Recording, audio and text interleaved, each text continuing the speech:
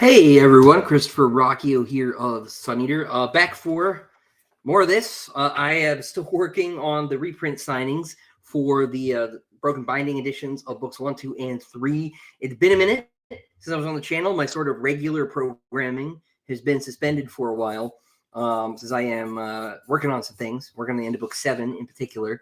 And I thought I would sneak back on and, do what I could. I've got like an hour or so. For those who do not know, my wife and I had our daughter a few days ago. She came a good bit earlier than we were expecting, but everybody is okay. So that is great. Everyone is cool. Except me, because book 7 is not done. But we're doing our best. Fortunately, the new baby has been very cooperative. She's been very sleepy. So, whoops. We're off to a real winning start here. I dropped my marker immediately. All right. Anyway, so everybody is cool except for book 7. Book 7 is not cool, but book 7 is very close to done. I think another 2 weeks or so will probably get done. We're very close. So Tudor Rambo put out their Demon in White review. That's great. I'm a little behind on their stuff. I have not been, as you might imagine, watching a lot of YouTube lately. I have been in the hospital and writing. Although I did make an exception. I watched a little bit of Elden Ring, Night Rain network test footage just because I am excited about that. But yeah, Under Shadow, stay safe in the weather. Yeah, it's supposed to snow, but like I am basically a snow atheist. Very at least very agnostic about snow. I'll believe it when I see it. Prodigal asks, what is my advice for beginner writers with writer's block? You should probably outline. And now people are probably sick of me talking about outlines because it's like my go-to answer to this question like all the time. But like, if you want to write very clearly, you do not have to outline in any particular way or to any particular degree, but you need to outline enough that you find your thoughts are unlocking. Because what you're getting jammed up on is that you're trying to come up with your ideas and you're trying to figure out how to write them and make them sound good all at the same time. And if you can lay down your ideas first, then you can really enjoy the actual writing in the moment. And that usually makes life a great deal easier, I've found. Once I started outlining, my word counts like tripled for the day. Anyway, so thing I should say about the signing streams is because I'm looking down all the time, I will probably miss questions. Feel free to re-ask them. I can't promise that I will, answer every question. It's hard, especially hard when I'm not paying attention. But it is good to see everybody. It is good to be back. Sorry about the surprise stream. I wanted to schedule something a little in advance so you guys could know to be here, but we're not in that stage of life yet. With the baby, so it's going to have to wait a little while. Hard to get anything done these days, but really it's the first child, who is to blame here, because she's the one who's running around and begging me to play Super Mario. That's her thing right now. She thinks it's a show, and I let this continue so that I can sneak in playing video games when I'm supposed to be, parenting. But so, there we go. I'm gonna throw a hospital couch. And so, honestly, that wasn't that bad this time. We're at a different hospital, and this one was a lot more comfortable than last. I met you at Dragon Seal. I want to say I started to read your series. I regret not starting it years ago. Well, that is okay. My wife has not read my books either, Jariel. So it is all right. You're in good company. I'm glad that you are aboard, though. Are High Matter swords only blue, or can they Sam Jackson it? They're all blue. They're all the same color. Because they're made of a material, right? So the idea, right, is all conventional matter is based on 3 quark particles. It's theoretically possible for particles to have 4 quarks or 5. What those materials look like is, I think, basically. So I decided that we would do that. But it is one material. It's not like Mercury, for example, is silver, and it's just silver. So it's sort of in that vein. It's not like we can adjust the temperature or the chemical into the plasma or something and change the color. Vishuddha, I'm really glad that the advice was helpful. Awesome. How many chapters left on Shadows Upon Time? About 5. I've not made a lot of progress in the last 2 weeks on account of one thing and another.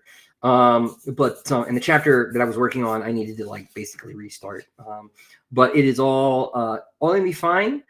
It's one thing at a time. Any connection between Karn Sagra and the King in Yellow, as in Richard Chambers? Yes, totally.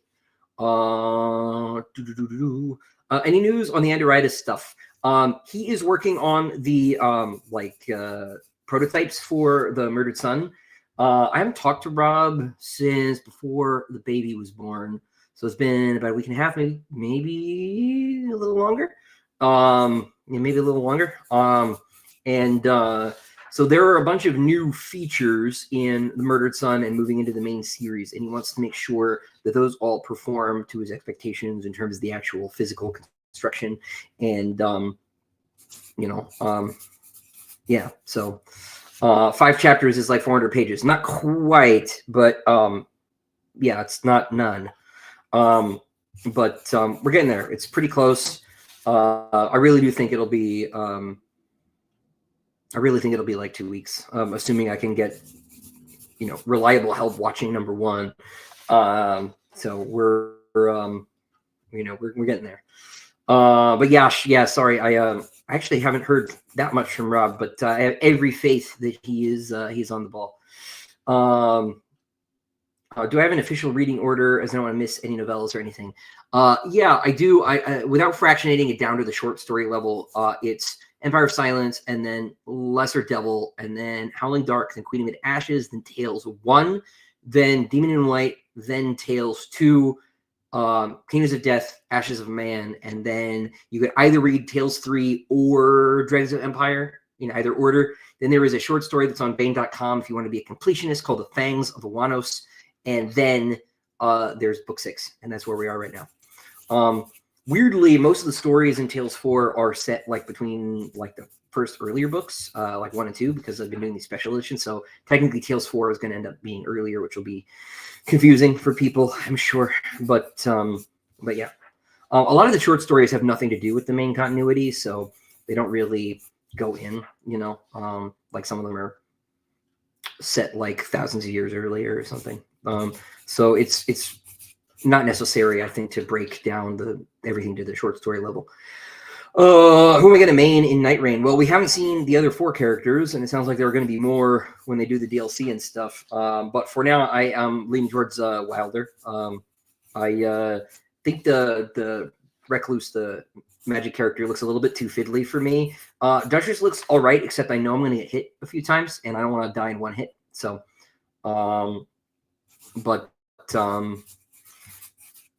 yeah, no, and what's the other character? The bird person? Not really my jam. So yeah, I'm kind of thinking Wilder. Besides the grappling hook, it's there's a little bit of adamant to him. So, what is The Murdered Son? The Murdered Son is the original version of Empire of Silence. The Murdered Son is the book that I sold to Dog Books in 2016. It underwent extensive alterations at the hands of my first editor. It doubled in length and became Empire of Silence. But we are sort of releasing the original draft as kind of the Road to Dune, Tolkien's Unfinished Tales kind of thing.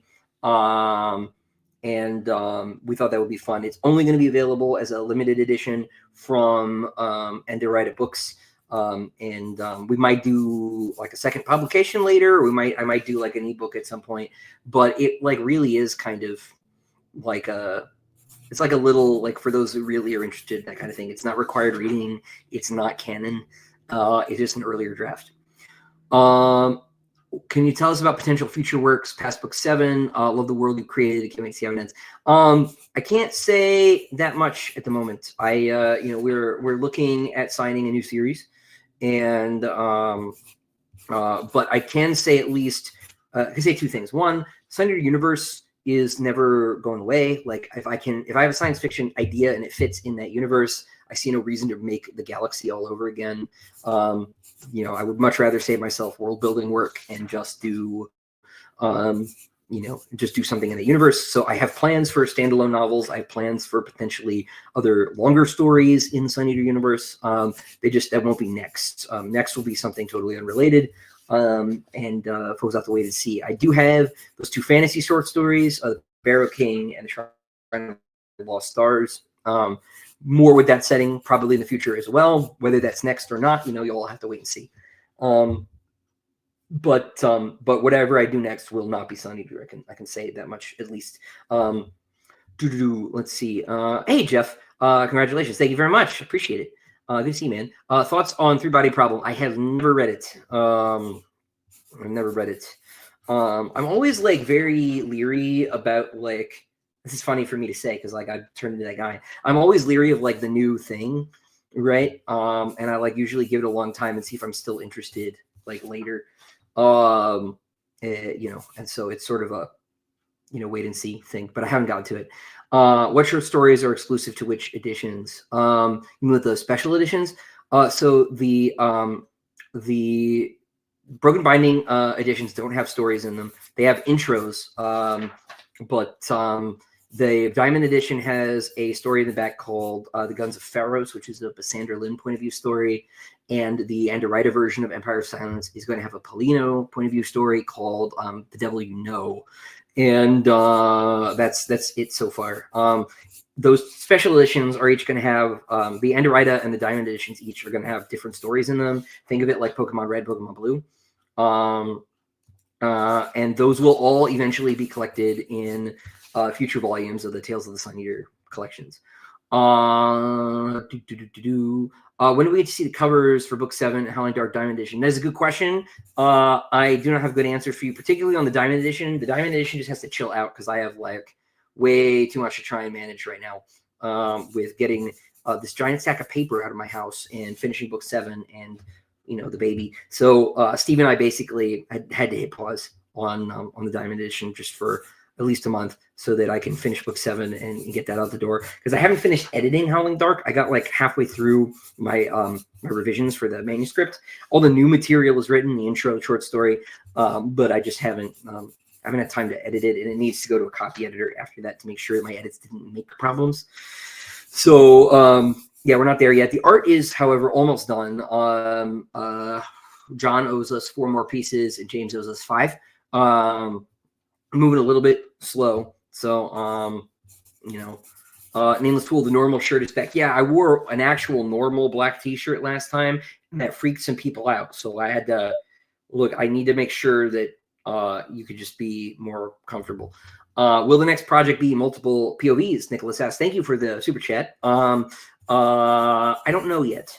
Maybe, right? It certainly won't be, it won't be just first person, one character, but it might be third person, one character. Like, we'll see what happens.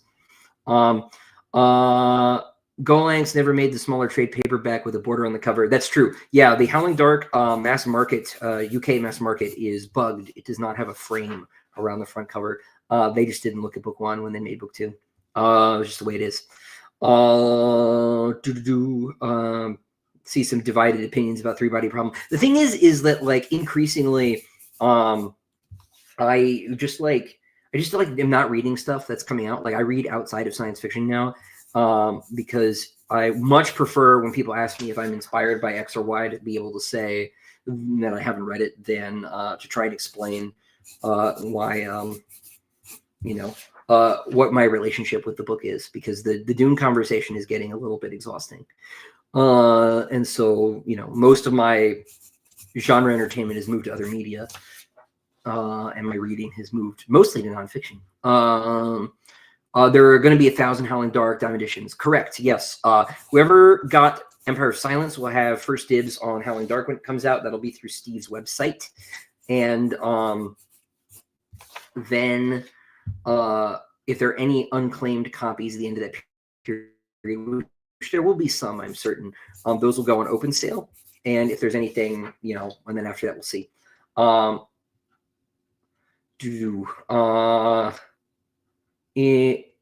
Have I read? So the only Joe Abercrombie book I read Half a King, the first of his like YA series. I thought it was pretty cool, but it was the only one out at the time, so I didn't like read the rest of it.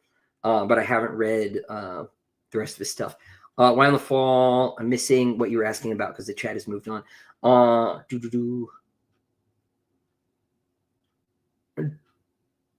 Let's see. I thought I loved Dune 2. Albert, you know that I hate Dune 2. Except like it's beautiful. Yeah. What are my thoughts on Nolan adapting the Odyssey? I'm excited to see how it goes. I've got to say, I saw the still of Matt Damon in costume, and I kind of expected from Christopher Nolan that he would do actually period accurate costumes, right? Instead of so the Greeks, right? When they are imagining the Iliad, it's several centuries later, and the sort of Greek outfit that you imagine is sort of more in keeping with the Golden Age or the Hellenistic period, and not with what we call the heroic or Dark Ages. And so, I want to know where my boar-tooth helmets are. That's where I thought, surely, right? If not Robert Eggers, Christopher Nolan would be the guy to do the period accurate, the period accurate Homeric Odyssey that we deserve. However, I'm not opposed to, with something like the Odyssey, taking a more mythical angle, right? I really hope this means we're going to be seeing like a giant animatronic, Cyclops, because you know how Nolan feels about CGI.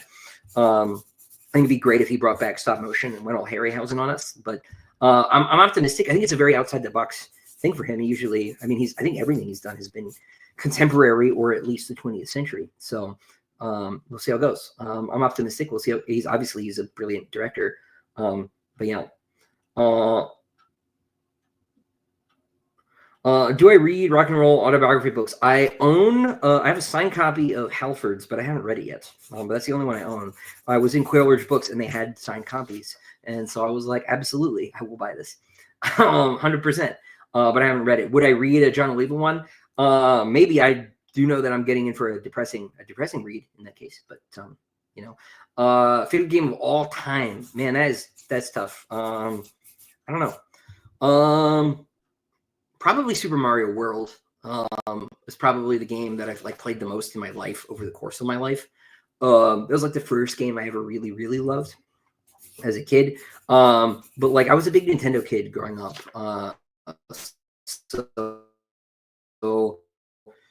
Zelda, it's hard to choose, right? I have the same millennial nostalgic attachment to Ocarina of Time and Majora's Mask. The two Majora's Mask is clearly the better game. But it's a more interesting game. But my favorite Zelda game is Wind Waker. I think the two Switch games are hugely overrated.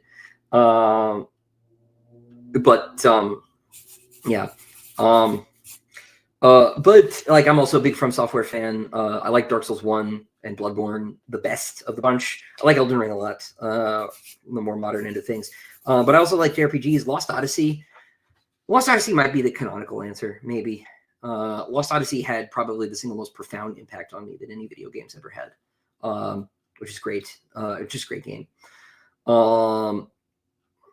Planning a reread of the whole series. Wanted to know what is a realistic release window for book 7. It's out this year.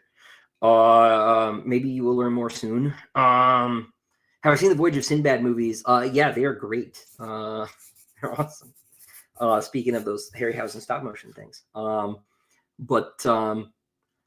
Yeah, I'm with you, right? Albert, I don't care that the costume isn't 100% historically accurate, right? Because the Greeks of the golden and of the Golden Age and the Hellenistic period would have imagined the Greeks of Homer's epics as themselves, right? This is something that kind of gets left out of people's thinking, right? When we look at King Arthur's stories, right, he's usually dressed up as a 12th or 14th century knight, he would not have been the real Arthur. And I'm pretty sure there was one personally, right? I'm not so sure about magic swords and stuff, but there's gotta have been something there, right? Would not have dressed like a 14th century knight in the 5th century, right, or 6th century. It just wouldn't have happened. But it's cool. That sort of anachronistic imagination about history is cool, right? And that's legitimate. There are ways to do that. This is one of the things, right, that fantasy can be so fun about, right? It can be fun to imagine the periods in these sort of jumbled up ways, right? You see this with a lot of like medieval art, and people always are clowning the medievals for, right? Like, why does Jesus look like a Scandinavian? Well, because like they probably hadn't actually seen, probably hadn't actually seen people from the Holy Land, right? It's not that they're wrong. It's that they are in a perspective, right? Oh, Jared's here. Hey, Jared. Good to see you, man. Congratulations again. Oh, Jeff, you played Lost Odyssey. Yeah, it's great. It's great. I hope I come out as a Stardew Valley fan. Yeah, my wife is. My wife like writes mods for Stardew Valley, but not me. I did have a Minecraft phase, but I had to give that up if I wanted to do anything else with my life. I have not read Vernon Cornwell. He's been on the list for a long time. If I had my choice, what animation studio would handle Sun Eater adaptation? If I had my choice, Studio IG circa 1995. But they're still pretty good. But like, there's just something about the quality of the animation, from that period that is just really special to me. I've said this before, but the first Oshii Ghost in the Shell film is peak animation for me. Just an absolute masterpiece. I'm a huge Oshii fan. So, Arthur was real, probably a warlord, very little regard for chivalry. Yeah, well, he's mentioned in I Godothin, right, which is obviously a poem that is of some importance to me. That's his earliest historical reference, and it predates all of the Arthurian canon to some extent, right? Which suggests that there is something there, at least an oral tradition about this guy, right? And oral traditions come from somewhere. Am I an Assassin's Creed Odyssey fan? I'm not an Assassin's Creed fan, sort of, period. That's not fair. I like the first couple of games a lot. I really like, I like the first one. I like, and I like the first couple Ezio games. I'm friends with Carlos Ferro, who voices Da Vinci. Carlos is a great guy. But I've known him for a few years now. We used to do conventions through the same booth together, which is strange. There's a bunch of writers and him, because he was friends with the guy who managed the booth. But I don't. I like Ubisoft's commitment to getting the locales correct, right? Like, very famously, their mapping of Notre Dame helped to rebuild Notre Dame after it was burned. So that's cool. But their orientation to historical events is not something that I've necessarily agreed with their interpretations frequently, in terms of like the bigger narrative. I've also not been impressed with the sort of sci-fi elements of the story. I just, those have not been my favorite parts of things. Early on, I thought it was going to be, I don't know what I thought it was going to be, but like what it's turned out to be has not been that interesting. It's so that's the thing. I saw a question about how is the first daughter reacted to her sister? Actually, she's been really sweet. It's been really cool. And yeah, okay. So yes, and Fix, I have heard about the Daniel Green situation, and I would like only to say this once. So if someone else asks in the chat, I have no comment on the situation. I know things have been evolving really fast, and I think it is, inappropriate for me to sort of armchair quarterback that sort of thing. So I am just gonna not comment. But yes, I have heard about it. Let's see. It's incredible. You're talking about Cornwell. 27. I can't answer that one because it's a pretty deep spoiler question.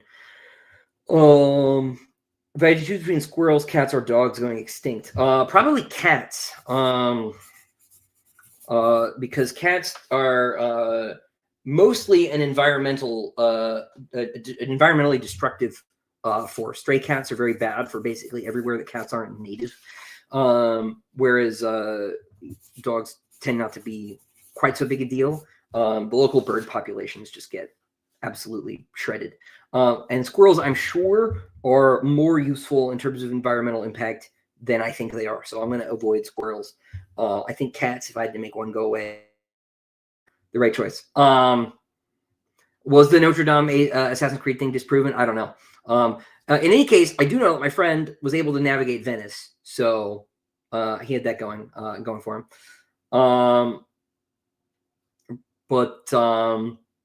Thank you, Albert. What is my opinion of Tom Bombadil? Tom Bombadil is amazing, actually, and I think that everybody who complains about Tom Bombadil is a fool. I'll say that as strongly as possible. No, Tom Bombadil was great. Actually, I was rereading Lord of the Rings on my way. I haven't finished doing so because rereading is allowed.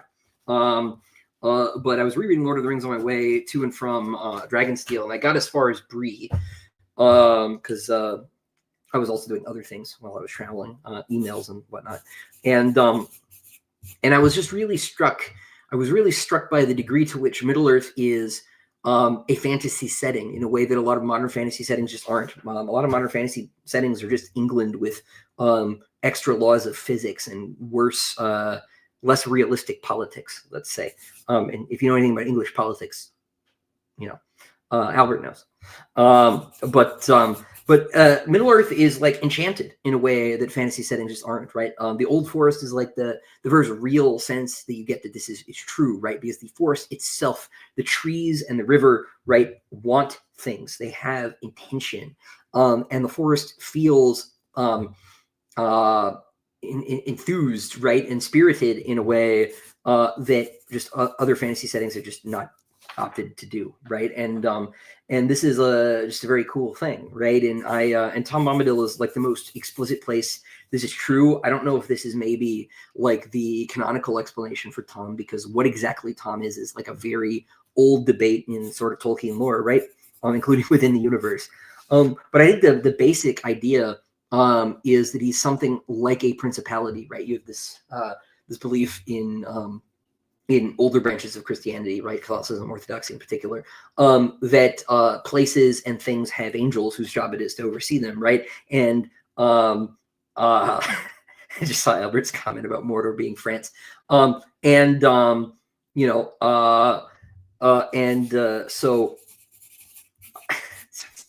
killing me.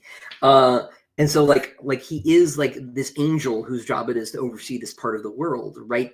And that's why like his magic is just like in his nature and his ability to command, right? Because he has authority over his part of the world, right? And he's and he's like that. Isn't he part of the Song of Iluvatar, which isn't everything, right? Even the Ainur, right, to an extent. But because of this, right, like there's this sort of deep magic to him that you just don't see in modern fantasy, because we've moved to this very mechanical sense of the supernatural, right? It's like, I always joke, it's like, you eat 12 rocks and you can throw a fireball, right? Like that's not deep magic in the way that that Tom Bombadil is, right? That Middle-earth has. And I just was really, really struck by it. And I saw a question like, how would I don't know, I saw a question. Yeah, Titan, I'm sorry I keep ignoring you. It's not on purpose. How would I pitch Ilion and Olympus? My friend is pushing me to read them. You should 100% read them. If you like Hyperion at all, I think they are even better. They're even crazier. But the Iliad is literally happening, but it is happening on Mars. Why and how, I will not even try to explain. But the Greek gods are real. Characters from the Iliad and the Odyssey are real. And they are on Mars. The Earth has fallen. It is in the future, and things are just completely crazy. It's great. It does the same thing Hyperion does, where it just mashes up everything that Dan Simmons has ever thought about into one story. But it's great. If you ever wanted to see Odysseus fight robots, like in Argentina and like on Mars, you 100% should read it. It is completely bananas. It does look like he was setting up for another duology and making it another, 4-book thing, and the second 2 books don't exist. So there are some things towards the end of book 2 that just kind of happen. And like, just know that going in.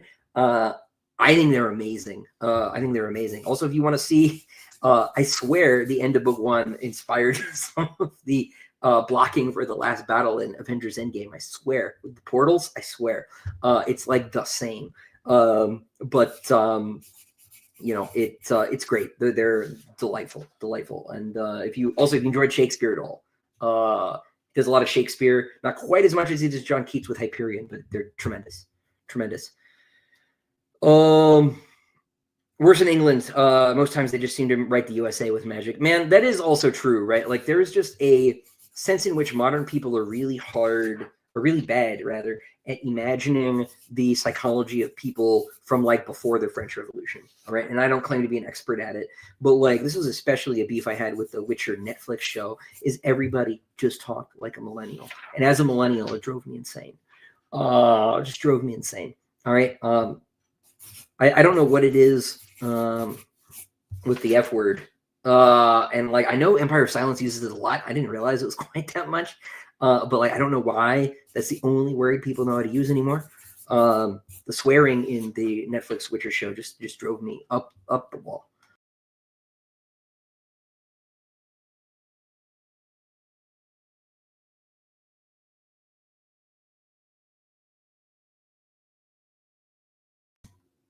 Amazing. Sorry about that. I just tried to move my mouse and I hit the back button on the side because I was reaching awkwardly over the stack of papers. Sorry, guys. Carry on as you were. Do I have any characters inspired by Titus Pullo and Lucius Vorenus? A specific? Well, so the real guys we know like nothing about. Right. But if you mean like the HBO's Rome show, which is tremendous. Not really.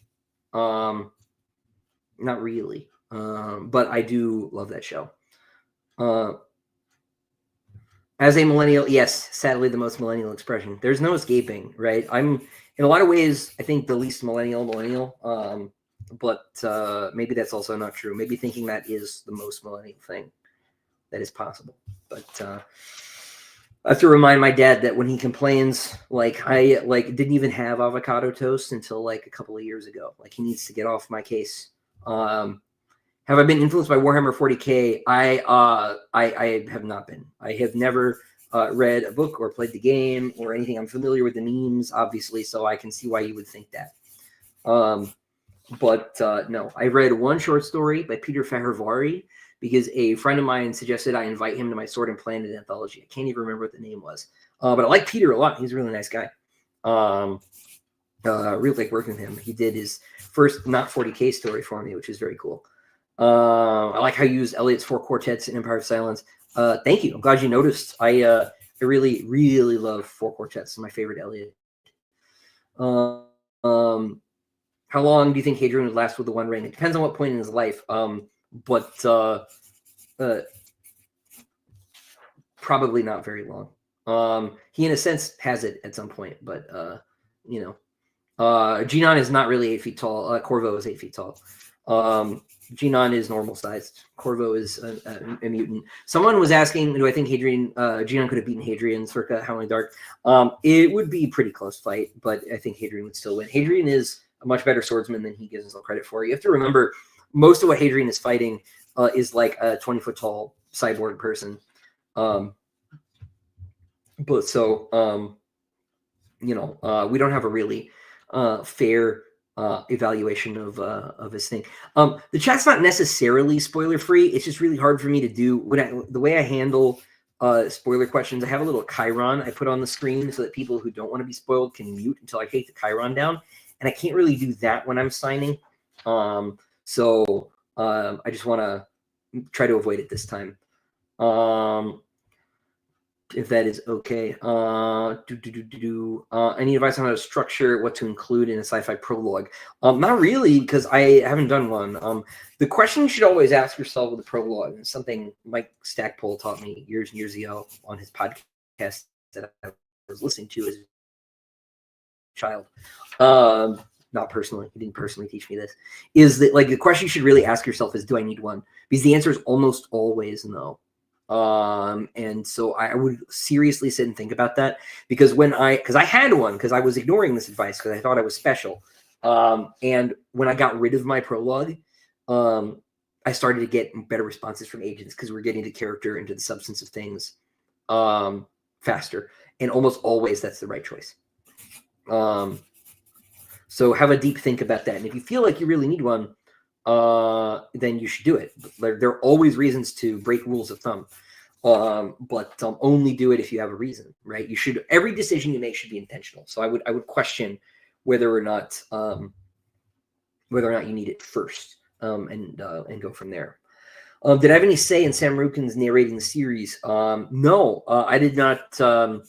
I did not. I did choose John Lee for the UK recording, but my US audiobook producer did not ask me. At the time, I think Empire of Silence was Sam Rukins' first novel, and so it wouldn't have even occurred to me. I think he did some of Brandon's novellas, and maybe he had a supporting role in like an ensemble recording. But yeah. Yes, the eternal Hadrian versus Darrow debate. Well, obviously Hadrian wins because I said so. You guys go forth. I always said the real interesting question is, but would Pierce Brown beat me in Elden Ring? I don't know. Never happened. So, Dan Simmons, Hyperion introduced me to Keats. He's my top poet ever since. Yeah, he is tremendous. I love John Keats. I love the romantic sort of period, as is perhaps obvious from reading Sun Eater. But Keats is my favorite because Percy Shelley is a twerp, and Byron is mad, bad, and dangerous to know. Just kidding. I love Byron, but John Keats is just absolutely tremendous.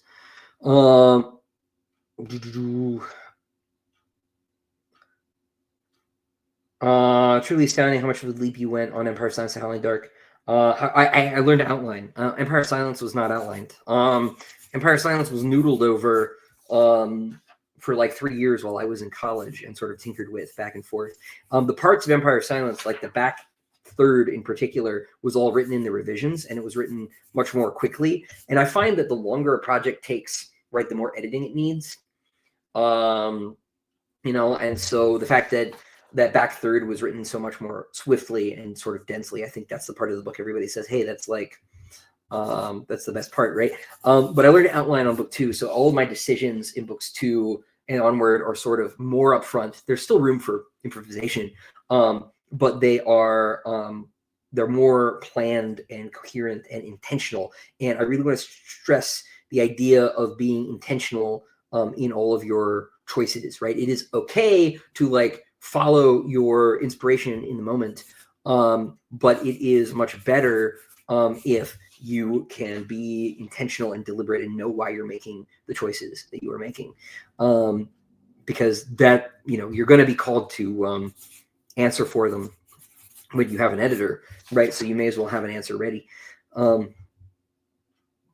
I suspect that if you were to put me to the question, right, I could give you a reason for why basically anything was done, outside of like, why were the curtains blue? Sometimes there's an answer, man, let me tell you.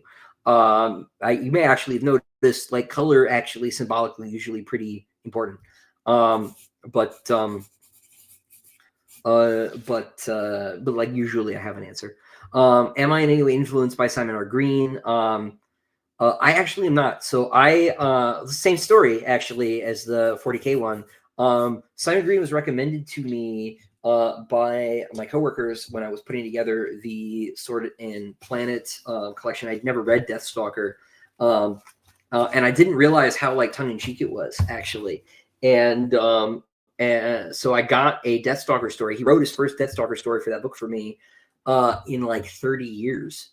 I think he said it was. And it was fun for him to go back. And I was like, whoa, this is not tonally what I was expecting at all. It was like I was just cackling the whole time. It was such a great story. He's seem to have lost you. Oh, we're back. Okay. Man, I like literally am on a wired connection. I have no idea why this.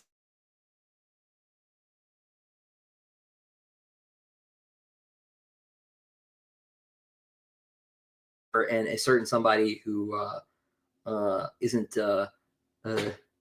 cool anymore, let's say. Yeah, no, I have the first edition. I bought it actually when I bought my house because I figured what was another grand? I wasn't going to notice. So yeah, no, they're great. They're really cool.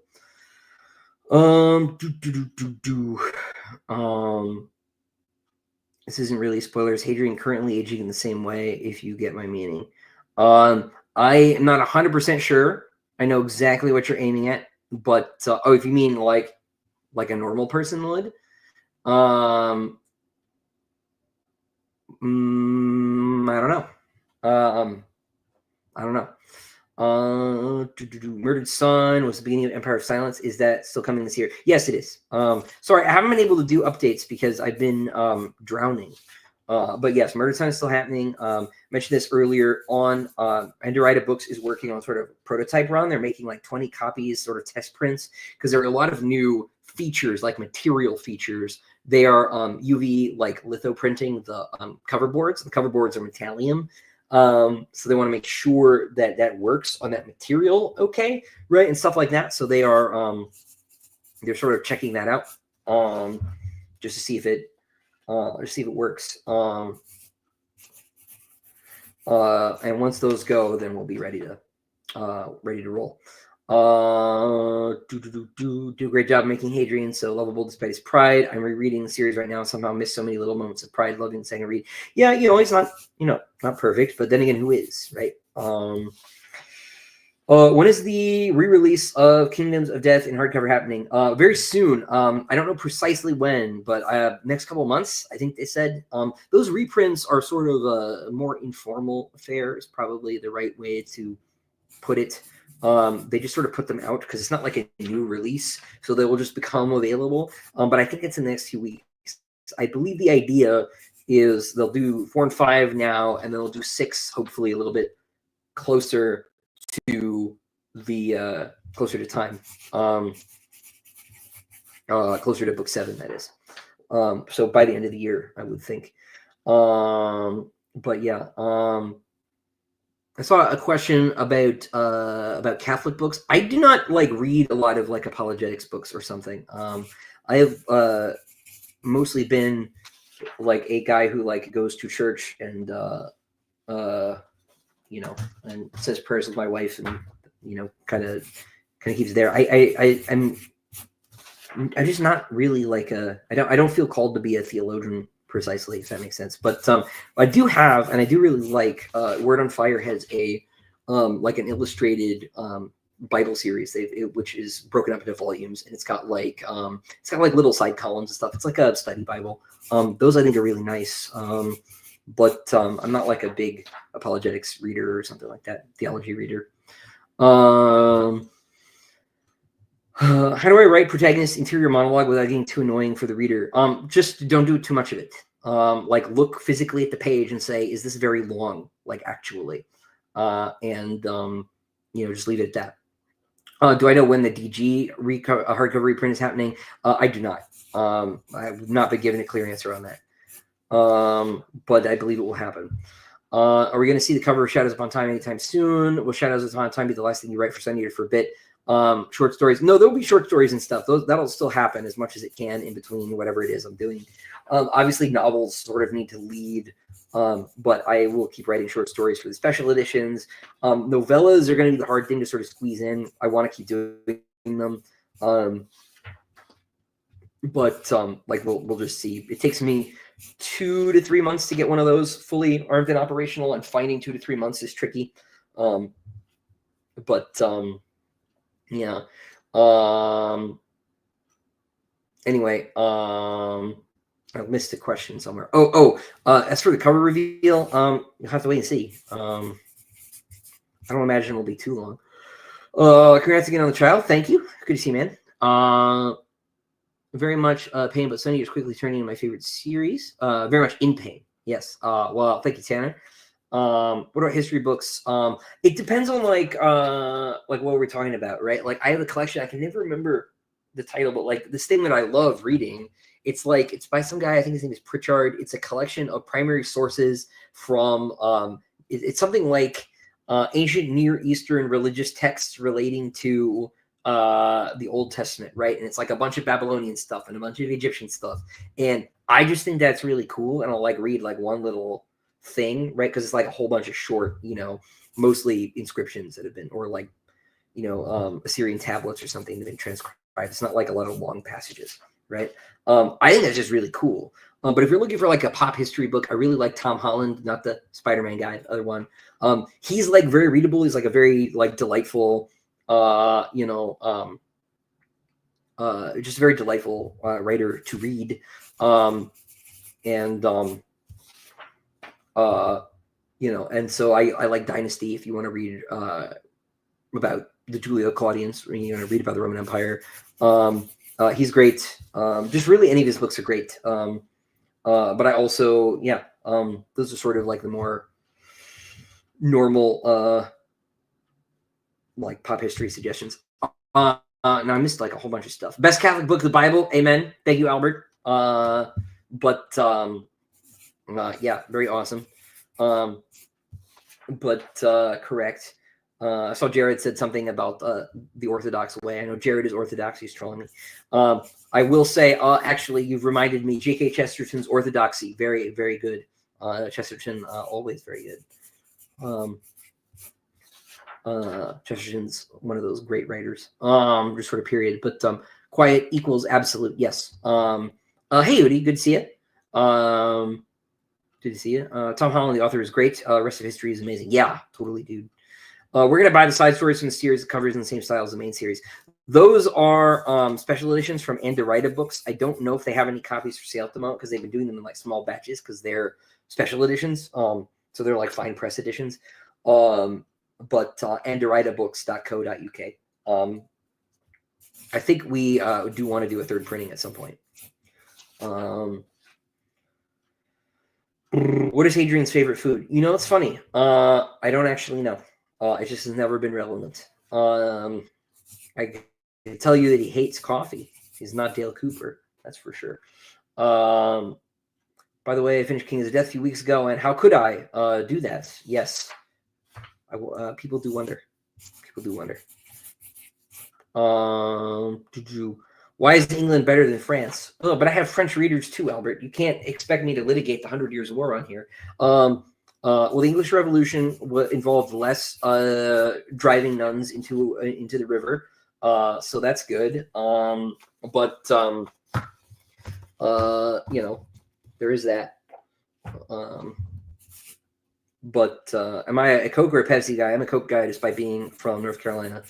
Although I did have both today because trying to cope with my life as much as possible. I just read Dune and Dune Messiah for the first time. Now reading Hyperion. Also read Rendezvous with Rama, See the Stars. I wrote about some other stuff. Man, that is quite the list, man. That's awesome. All winners.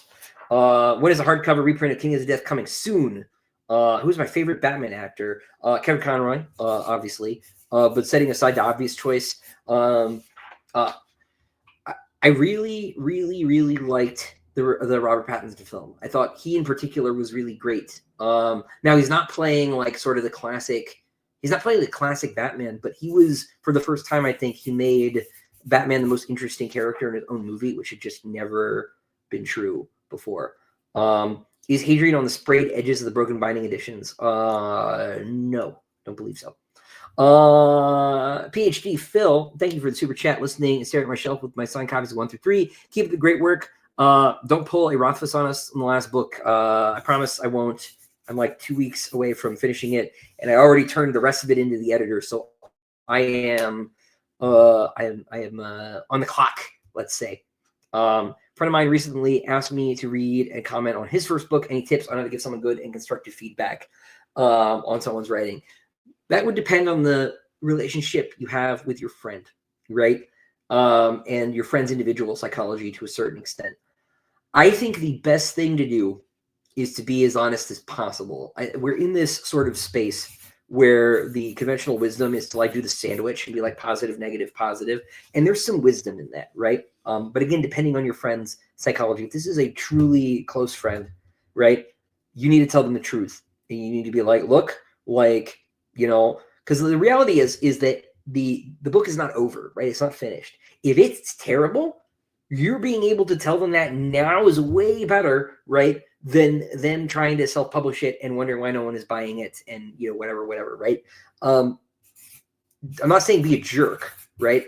But you need to be direct and you need to come with, as the kids say, the receipts, right? You need to be like, look, this could be better, that could be better. And I think directness and precision is most valuable. Because they can always just disagree with you, right? I think my beta readers hate me sometimes. I know Michael does, if he's here, because Michael was like, I don't like the name Volcano House, and I was like, I can't do anything about that. I'm sorry, right? Like, and he's like, well, it was the one note I gave you, and you ignored it, right? So it's okay for them to disagree with you too, and as long as there's a sort of trust there, I think that's fine. So I think the best thing to do is just to be very direct and to like underline where the problems are, I think that's the best thing to do, and just not to dance around it, and because it would be less kind, right, if you let your friend publish something that was not as good as it could be, right? And keep that in mind, I think. And I'm not saying this is easy, because I actually hate giving notes for this reason, especially because like you may have noticed, am like very critical of things. So right, and be detailed, Titan's Vision says. So don't just say I thought it was bad, right, and you're stinky and I hate you, right? You need to say why and where and what you think you would do differently, right? Now, especially now, if you're on the other side of this, right, that and what you would do differently thing almost always useless to the writer. Actually, my editor will tell me something is wrong, right, or they have a problem with something, and then prescribe a solution, and then I almost always do not take their medicine, because they are not a doctor. They are someone with an opinion about a book, right? And usually, right, the case is that like they might not know something about your future plans, so their suggestion does not work. Now, the one time I did actually take the prescription for my editor was Hadrian's mother was not involved in his departure from home originally, and I just thought that was a great idea. Now, it was up to me how to implement that, right? But there are like various levels of reaction to, a bit of criticism that you can get on the receiving end, right? It's like, well, I think your criticism is off base, right? I think your criticism is off base, is correct, but your solution is wrong, right? Or you could accept the solution too, right? Like there's lots of different places where you can make a decision. So, keep that in mind too, and maybe tell them that, especially if this is like their first thing they're working on, is like, look, I need you to understand that like I like have these problems, right? Here's what I think you could do about them. I'm not telling you that you should do this. You might, like I might be wrong about what you're trying to achieve. What are you trying to achieve? And asking those questions too is also very important. Would I agree that authors love to torture their characters, making them struggle through pain and suffering to achieve your goals? It's not that I love it. It is that it is necessary, right? Like, it is better that a character should suffer and struggle, because the cultivation of their virtues, right, is more beautiful than their peace, right? That's maybe a deeply sort of Christian, thinking about things, right? Like it's probably better, it's probably better suffering to achieve something higher in ourselves, right, and in the world at large than doing nothing, right? Like I think maybe that's probably true, right? I have a question related to plotting. How much of Sun Eater was pre-planned? Yes, this is a classic question. Less than people think, but like enough, right? Like I knew what the overarching plot was. I didn't know like every little thing or anything. I usually figure out one book at a time. I usually start planning each book with like a wish list of like 5 to a dozen things that I want to have happen at some point in the book. I don't know the order. I might know what the end is. I might know where things are going to start. And then you sort of like build from there. And then the choices that you make in outlining that book inform the choices, and they create ideas for those later books. And part of the trouble I had with 7 is there is no later book, right? Like we have to like get everything into the books. Part of the reason it's so long is because I had to sort of get everything that was left into the book. So yeah, less upfront than people think, but I figure out each book at a time. Darker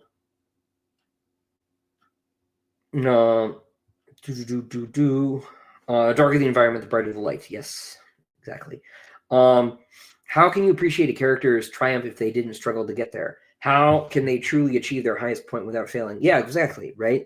Now there are other ways to get a character somewhere. Like it's often funny if something happens despite their efforts, right? You know, like they succeed even though what they were trying to do didn't work or something, right? And there are ways to play with other emotions, right, besides triumph, right? But yeah, like that's really like what people want to see. They want to see some sort of catharsis isn't quite the right word, but they want to see something like that, right? Maximum word limit on book 7. No, I do not have any prescriptions this time. There are no rules. However, I'm going to make the book as short as I can. So when I'm done writing, I will be cutting as much as I possibly can out of it, because I believe the platonic form of each individual book is its shortest possible form. I'm not saying I've ever achieved that. I'm not Gene Wolfe, but theoretically, it's what I want to do. So with Disquiet Gods, we cut something like 50,000 words out, and I think we can cut even more out of book 7. So we're gonna go for it. Can I talk non-spoiler inspirations or concepts that led to Karn Saga? Probably not really, to be honest with you. And that sort of like deep lore stuff is probably best undiscussed at all, to be honest. It's a super good question. I don't know that I can reasonably answer it without making Karn less cool. The question I was reading literally vanished. Hang on. Are there any less well-known books that you may have taken inspiration from while writing Sun Eater? I think should be more popular. I don't think so. I think they've all come up at this point. You know, we're pretty far along. Why did Daw make me split Kingdoms of Death, Ashes of Man? When many fantasy authors release 1,000-page books, I kind of like wanted to make a video. Also, what was the original title? It was Kingdoms of Death originally. Ashes of Man was invented after the split. Because so the writers that readers think of are big writers, right? When you think of a fantasy writer, you think of Brandon Sanderson, or you think of Tolkien, or you think of, I don't know, Sarah Maas or something, right? And your sense of how the industry works, right, is how the industry works for those writers. Where most writers, right, the industry works quite differently. For most writers, the industry works quite differently. And the reason that my books were split was because paper was expensive. And they being Penguin Random House, not Daw, actually, felt that it was not financially reasonable to print books by Christopher Ruocchio at a length in excess of 200,000 words. Now, it wasn't personal. It was basically all writers who like weren't Tad Williams or Pat Rothfuss as far as Daw was concerned. Because with those bigger writers, they could see returns. So with longer books, the longer the book gets, because stores like Barnes & Noble stock their stores by the shelf inch. If your book is this long, they might buy one of them, right? Now, if they're Brandon Sanderson, they'll buy 20 of them, right? Because it's Brandon Sanderson and those books will sell. If it's me, they don't even know if that one is going to sell. Right now things are different, right? But in 2020, they really had no clue. Because the pandemic was quite devastating for my sales in particular, and for the sales, I think, of writers that were broadly not heard of, right? I think the writers who did really well during lockdown were big names. I'll go read it, right? I think writers like George Martin, like Brandon Sanderson, did very well. I think writers like Stephen King and like Clive Cussler's Ghost and Dean Koontz and the rest, I think they did really well, right? And then I think like Kindle Unlimited indie writers did pretty well, right? I think some indie writers, depending on how they were marketing and how they were strategizing their rollout, I think did very well, because I think the market and the moment was such that people were reading in certain ways, and the way they were not reading was casually browsing in Barnes & Noble in public, looking for books with cool covers whose faces were turned out, which has actually proved to be like a pretty important bit of how I sell books. And so the pandemic was hard on me, and they were like, look, like we can't justify printing this book, because the longer the book gets, the more expensive, obviously, the unit cost is. And the other factor that influences unit cost on books is how many you're printing. And I'm not Brandon Sanderson, right? So they weren't printing 200,000 of them. So if your book is this long and you're printing 200,000 of them, the per unit cost of printing 100,000 is much lower than if you're printing 4,000, right? And so the margins were just so tight that they were like, look, these books have to be shorter. And if we're going to make it to where selling an individual copy of these books is worthwhile. And that was the calculus. Now, they weren't counting on BookTube, so we got them. But you know, that was the calculus basically. And yeah, so the answer to like all of these questions, right? Like, why can't we get the hardcovers, right? Why is the book not available in X or Y? Why is the, why is the audiobook, not coming out at the same time? Why do the audiobooks have a different cover, right? The answer to all of these questions ultimately boils down to, because I'm not Brandon Sanderson, right? And I was in this sort of weird place where my notoriety exploded, out of proportion to what my publisher was anticipating at all, right? And so like when the books went out of print, that's because they just there weren't physically enough books in circulation for the sudden change in demand. And it was like a 500% increase in the last 18 months, right? Like things have been really amazing. I mean, well, my wife quit her job, right? Like our lives are completely different. And oh, hey Parker, good to see you, man. So things are completely different. Anyway, that's a very long answer. I hope that sort of, that's sort of the way. It is hilarious how they dropped you and then how quickly you popped off on social media. Yeah, it's almost like someone told them it was going to happen and they didn't listen. Just kidding. Everything's super cool now. Like everything is great, right? But it is funny. It is funny. Have I read Gene Wolfe's Wizard Knight? I have not yet. I have been rationing my wolf, and I have not had a chance to read really anything in a long time. Hey Nick, hope all's well with the family. Yeah, everyone is good. I was supposed to do an interview with Nick, and then my daughter was born on the same day. Yeah, sorry about that, man. I'm honestly not sorry. She's very cute. She's very small. Hope the 2 to Ramble interview is at least 2 hours long. If you mean the 3 to Ramble interview, then yes. It was great. I love this, guys. That was really fun. Short stories are sometimes available on Android Books in the UK. Yeah, that's where the so Android Books is the people who make those short story special editions. And so like they restock because they print more. Is the Barrow King world the next fantasy series? Well, who knows, really? That's not me being coy. Like we have not made a formal decision, and it really depends on what my editor thinks. Because so there were sort of 3 A, B, right? Stages, right, of how you pitch books in traditional publishing. The first is if you're like a complete neophyte, you write the entire book and you like present it to agents. And you hope an agent likes it, and you hope they can find an editor who likes it, and then you go to edit it and go from there, right? The second sort of phase is you're in, right, and you've had like at least 1 W under your belt. You got 1 W on your belt, and you write a few pitches, 3, 5, whatever, and you send them into your editor. Your editor picks the one they want you to do next, right? The third stage is that you are in a position where they're like, whatever you want, we will get, right? But there's sort of 2 flavors of that, right? You could pick whatever you want, right? And your editor may not like it, in which case you could probably still force the issue because you're Stephen King or whatever.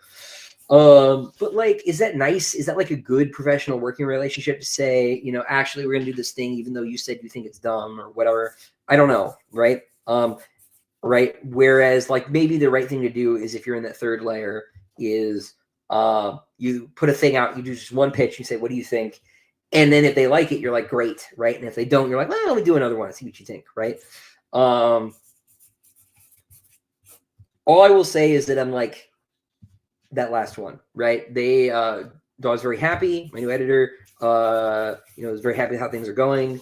Right. So like I sent them a thing. And we will see what they think about it, and we'll see how it goes. So, have I seen the Japanese covers for Book of the New Sun? I actually own them because they are so great. It's Takeshi Obata, the editions I have were illustrated by Takeshi Obata, who illustrated Death Note, which I think is great. I believe there are Yoshitaka Amano covers somewhere. I do not own those, but Amano is obviously, the greatest. So one of these days.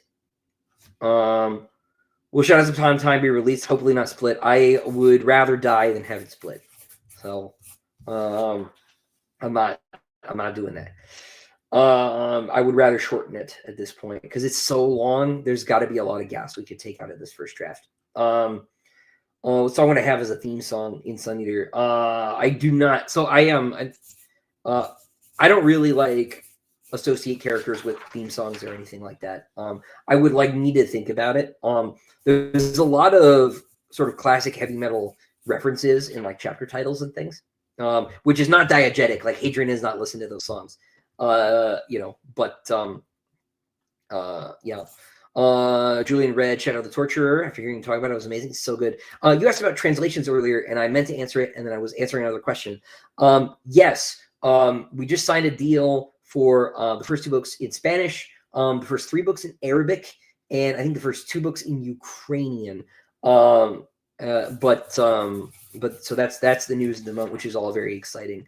I believe the Spanish is based out of Spain proper. Arab publisher is in Egypt, I think, Cairo. Yeah, and I don't know where in the Ukrainian publisher is precisely, but Ukraine. How did I mention my first book as a new author? Did I give the whole manuscript? Yes, I did, for Murdered Son to Daw. Yeah, well, I went through an agent, and she sent it to Daw. But yes.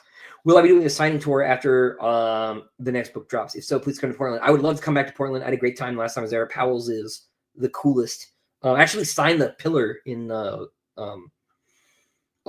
Powell's, if you are familiar. But yeah, no, I would love to come back.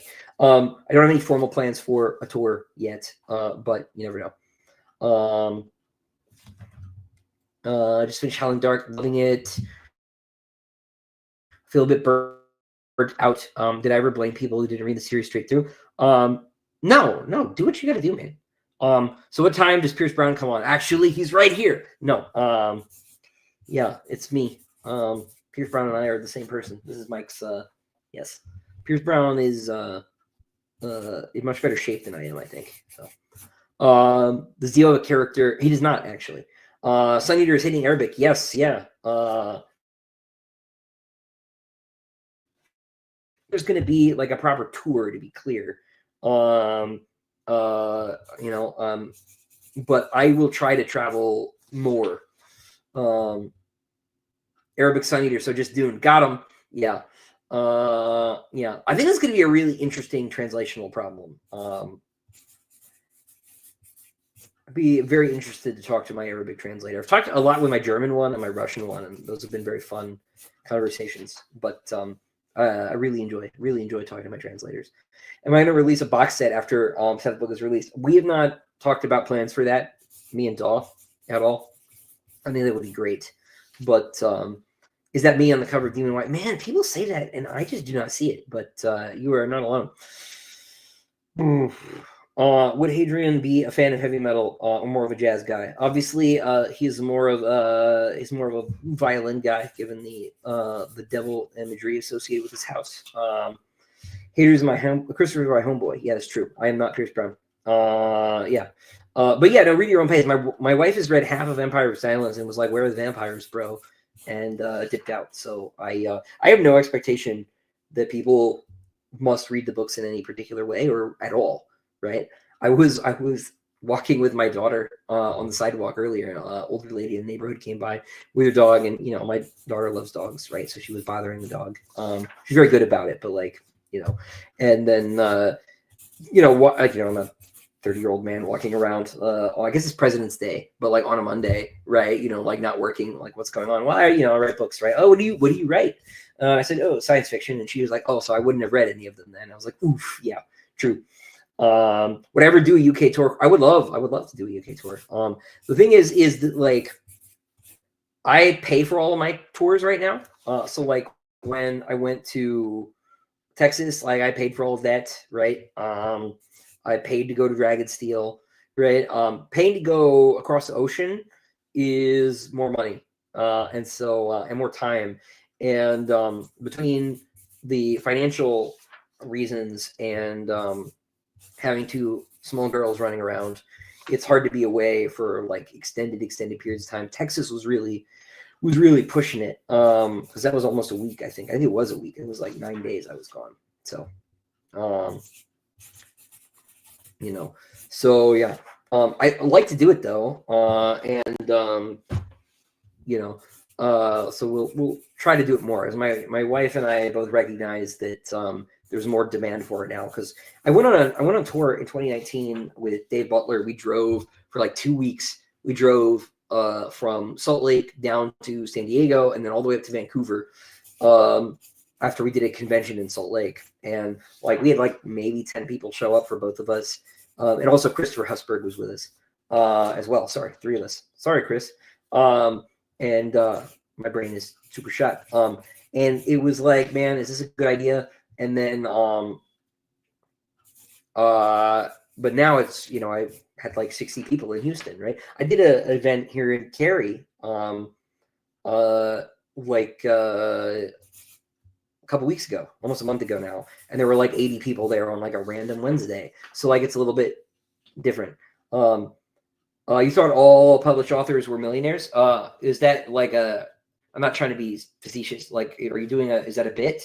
Or no, almost none of us are. Almost none of us are. I'm doing great now though. Quite comfortably middle class on one income, which is all I ever really hoped for. So thank you. But I don't need to be a millionaire. Be nice if I were, but like the goal is to be a career author, right? Like I have already achieved my life's dream, so I'm comfortable now. How to pay for your own tours is like pretty normal. I mean, conventions will often, like fly you out or something and put you up with a room, or at least do one of those two things. But like the Texas thing, like, Ryan put that together for himself. And then if I wanted to go, that was on me, man. So morning from Indonesia. Well, good morning to you. Good evening here. We're almost on exact antipodes from each other. I always I joke about Patrick Leo that if Patrick and I put bread on the ground, we'd make the whole planet a sandwich. So we're very close to exactly opposite one another, depending on where in Indonesia you are.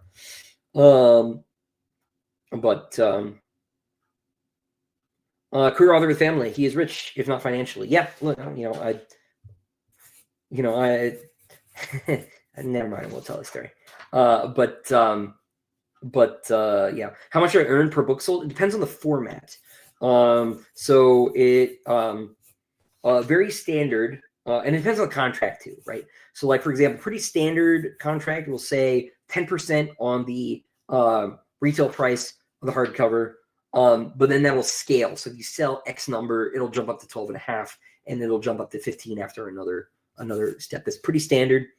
You make more by percentage with things like ebooks and audio. Usually like 25 is pretty standard.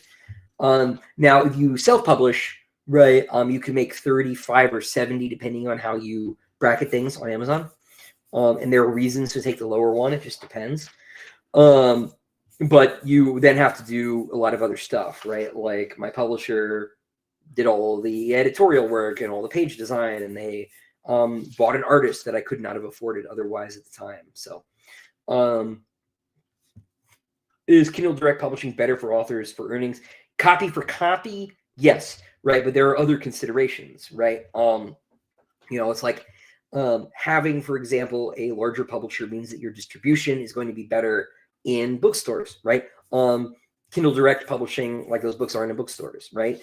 And for me, actually, that's kind of huge, because for the last like 2 months or so, I've actually done better in Barnes & Noble than I have on Amazon, which is crazy, because like for the last decade, everybody keeps saying bookstores are dead. But Barnes & Noble is opening like 60 stores this year, which is amazing. Right now, this is actually like directly a consequence of BookTube, BookTok, particularly TikTok, right? Because that has driven a lot of these sort of mimetic book purchases. A lot of that is like romance and romance fantasy. That obviously is a fad. Like that will not always be true. I mean, romance will be around, right? But there will be a new fad, right? One of those things has been me, right? Like I have hugely benefited from social media, sort of mimetically circulating my work. Most of my marketing is sort of like grassroots, kind of chaotic now. Yeah, Andrew, I heard of you on TikTok. I don't even have a TikTok, right? And so that's amazing, and it's very good for bookstores, right? And for years the talk has been like, ooh, bookstores are going out of style, traditional publishing is dead. Looks like that is like just not true, actually. Which is funny, right? So yeah, Waterstone's pretty nice. The guy who ran Waterstone sort of turned it around. He's running Barnes and Noble now, James Daunt.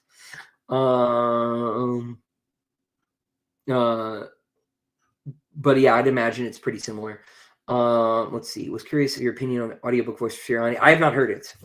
I have not listened that far through the audiobooks yet. But I've heard it's polarizing. I've heard it's a little bit like Skeletor, which is great. I hope you're getting sleep. I am. Yeah. Thanks, Sean. Good to see you, man. Number 2 has so far been sleeping pretty much constantly. First few days here. And I am not equipped to feed the baby, so we sort of figured I handle the bigger baby, so who sleeps. So how would I pronounce NCSU rival Clemson? I would say Clemson. Would I read a horror book? Yeah, sure, theoretically. I don't know what I would do precisely, but I like horror, and I have a lot of opinions about it. So you never know. Have any Hollywood execs or AAA game companies reached out to me? No. No. As a reader versus an author, do I prefer paperback, ebook, or hardcover? I mostly actually, if I'm reading fiction, I do the audiobook, and if I really like the book, I buy the most expensive version of it I can find because I want to keep it. But I buy, as a consequence, very few printed books. I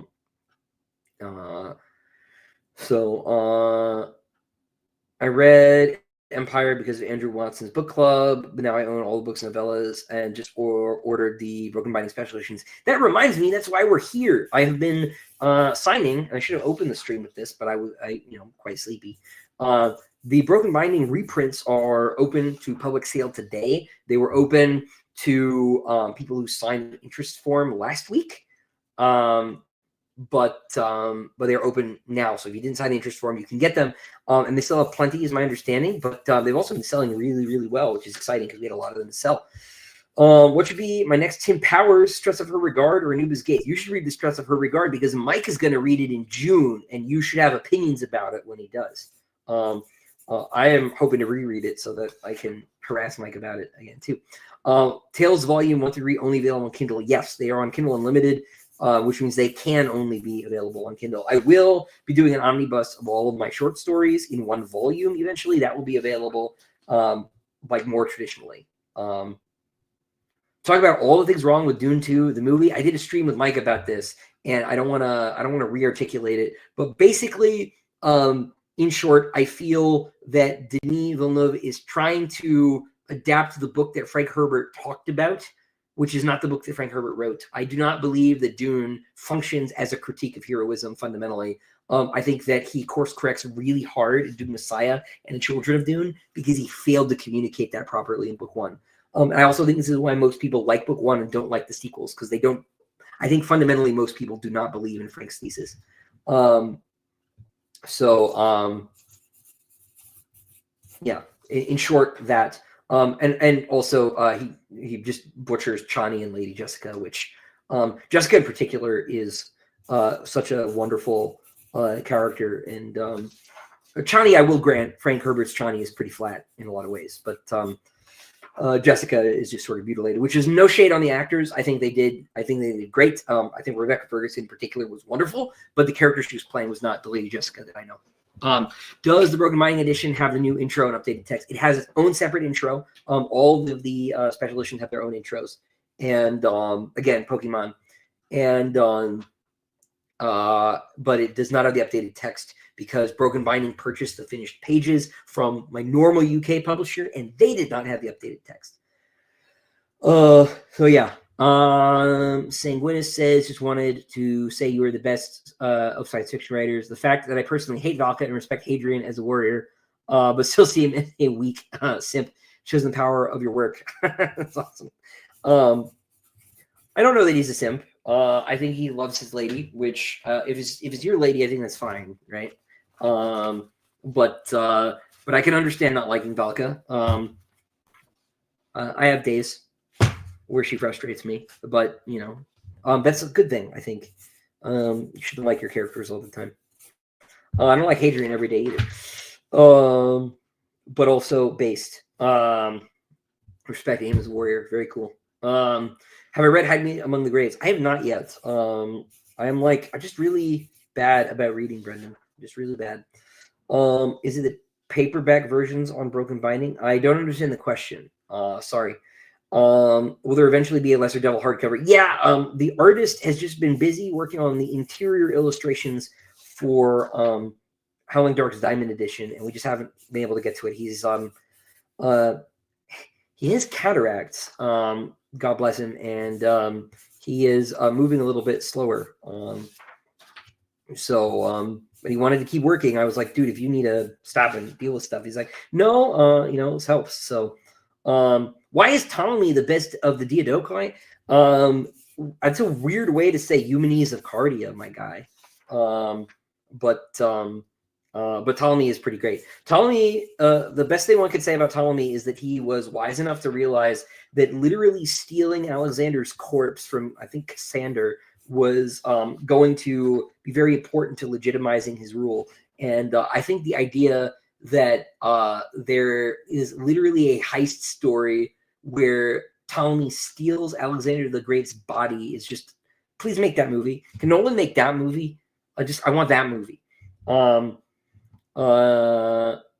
do I think of Larry's Son of the Black Sword books? So I have not read them. The Larry books I have read are the Hard Magic books, and they are super fun. Super, super fun. Sort of alternate history. Really superhero book. Just a magic, but it's like, they feel more like superpowers. They're fun. Larry has just got a great handle on like voice and characters. He's a fun dialogue writer. I think Larry's I think he's the man. But I haven't read Black Sword yet. Where can I read that? Thomas says. Sorry, I lost the plot. What is that? Have I checked out Severance? I have not. I've been watching Twin Peaks as I've been signing the rest of these because I never watched it. And David Lynch died recently, and I felt like it was finally time. And man, that is great. It is so good. Do fantasy and sci-fi books need to have action battle scenes in order to work or capture a reader's interest? No, of course not. There are a lot of books that don't revolve around combat at all, or action at all, necessarily. We're going to read that, the Alexander the Great heist. I don't remember what book I read that in originally, but it's like a real thing that happened.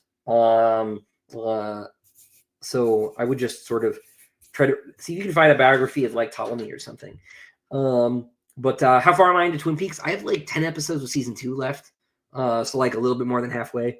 It's great. It's great.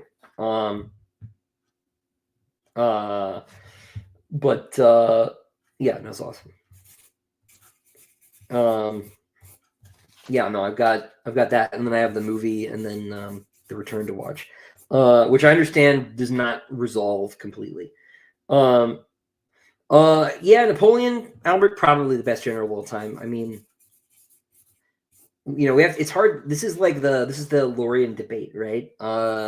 In book 3, it's really hard to evaluate because you've got like differences in sort of technical capabilities and other things, right? So to sort of abstract out like how would Hannibal do, right, with artillery, right, or like how would, I don't know, like Lee fare in 2nd century, BC circumstances is very hard, right? But Napoleon is like undoubtedly like S tier, right? So I'm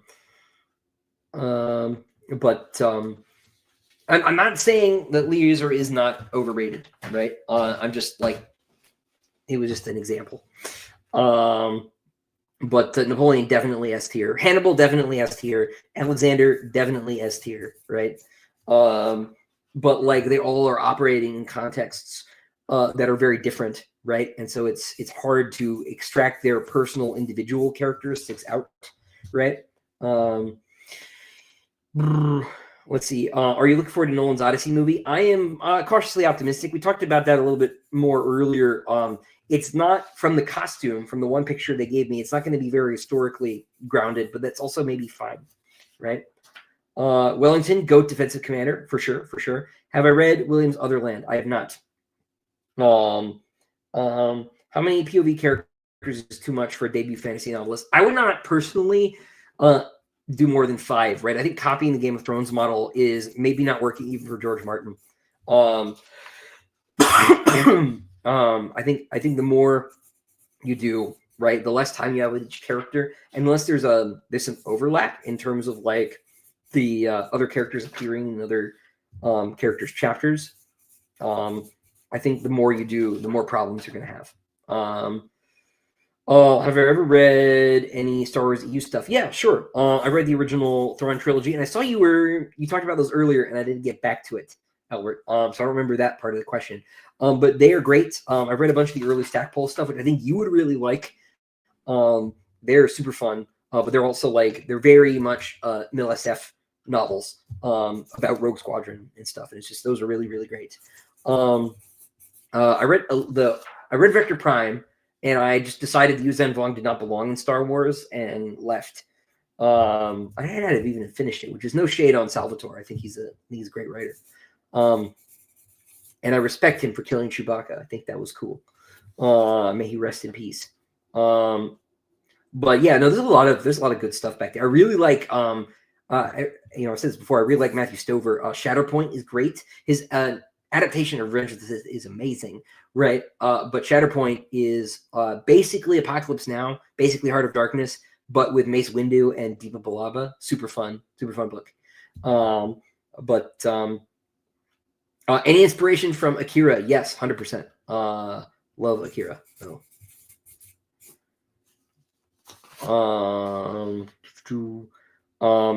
Is Attack of Clones novelization any good? Yeah, it is. All 3 of the prequel novelizations are pretty good. Terry Brooks manages to sort of build Anakin out in a way that I think makes him a lot better as a kid in Phantom Menace. Basically, I think Anakin's handling by all 3 of them is great. I think it improves his work. I think that is most true in Revenge of the Sith. I just think, I've said this before, I think stylistically, Stover's adaptation of that movie just so much elevates the material. And I think episode 3 is, obviously, this is not controversial, it's the best of the prequels. But Stover stylistically, just his writing is just so brilliant. Yeah.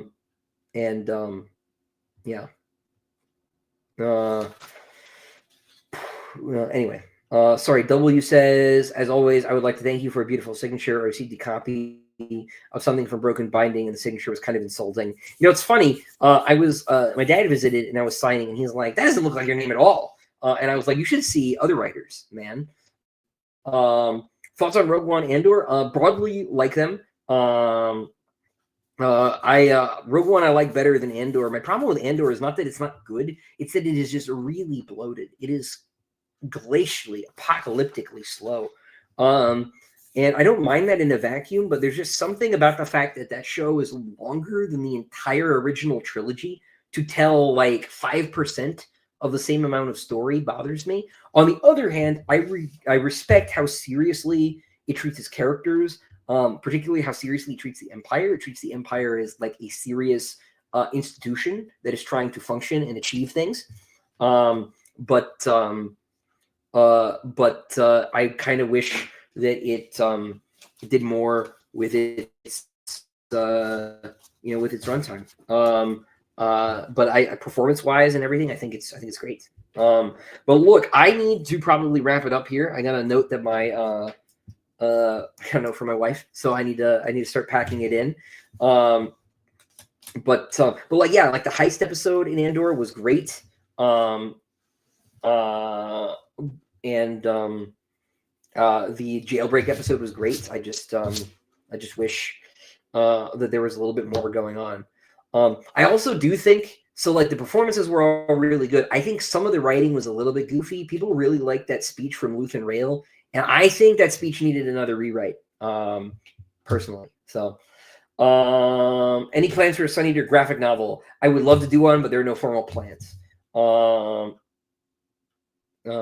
Blair, good to hear from you. Good to have met you at DragonCon.